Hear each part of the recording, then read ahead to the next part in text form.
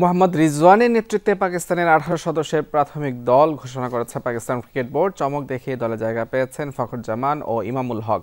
বোর্ডের সমালোচনা করায় দল থেকে ছিটকে গিয়েছিলেন ফখর জামান। দলে ফেরা নিয়েও ছিল ধোঁয়াশা।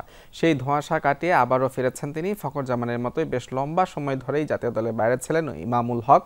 তিনি অবশ্য বাদ পড়েছিলেন বাজে ফর্মের কারণে, কিন্তু এই দুই ক্রিকেটারকে পিসিবি ফিরে এনেছে অভিজ্ঞতা বিবেচনায়। রিজওয়ানের দলে আছেন বাবর আজম, শাহিন শাহ আফ্রিদি, হারিস রৌফের মতো অভিজ্ঞ ক্রিকেটাররা। পাশাপাশি সুফিয়ান মুকিম, কামরান গুলাম, ইরফান খান, নিয়াজির মতো নতুনদেরও সুযোগ দেওয়া হয়েছে চ্যাম্পিয়ন্স ট্রফির দলে। পেস বোলিংও শাহিন, নাসিম এবং হারিসের মতো দুর্দান্ত বোলারের সাথে আছেন মোহাম্মদ হাসনাইন এবং আব্বাস আফ্রিদির মতো পরীক্ষিত মুখ।